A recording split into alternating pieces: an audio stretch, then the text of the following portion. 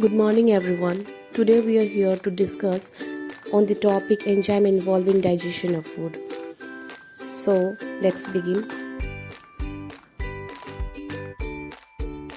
As you all know that the digestion process starts in the mouth. So the food is being crushed by our teeth while ingestion.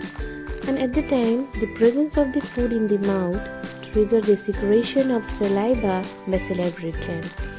The secretion contains enzyme which is known as the salivary amylase, which convert the starch into the maltose.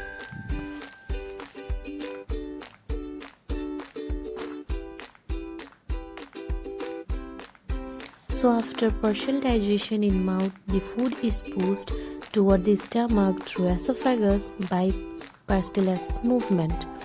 In gastric gland, the epithelial lining of the stomach secrete gastric juice which contain the enzyme, for example betsin and uranium. The acidic condition of the hydrochloric acid in gastric juice stop amylase action to provide condition for the action of pepsin and renin enzyme.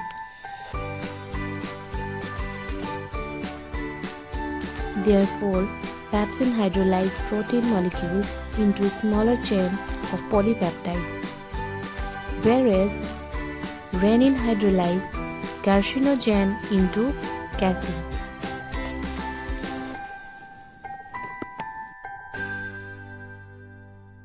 Now let's move toward the small intestine.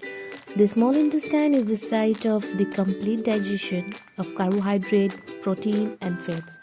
The food is coming from the stomach is acidic and has to be made alkaline for pancreatic enzyme to act. Next, the pancreatic juice is secreted into duodenum by the pancreas.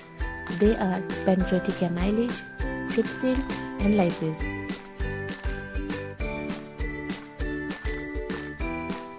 Pancreatic amylase hydrolyzes starch into maltose, whereas trypsin hydrolyzes polypeptides into a shorter chain of peptides.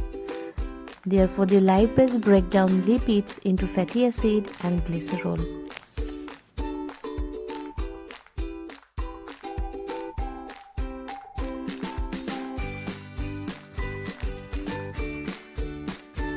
Moving ahead, gland of ileum wall contain maltase, sucrase, lactase and epipsin, whereas maltase hydrolyzes maltose into glucose.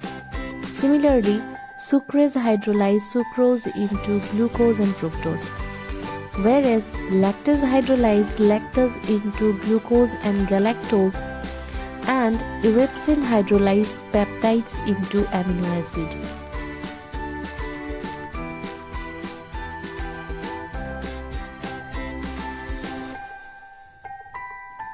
Therefore, digested food is taken up by wall of intestine. It has the numerous finger-like projection called villi. The villi take the absorbed food to each and every cell of the body where it is utilized for obtaining energy.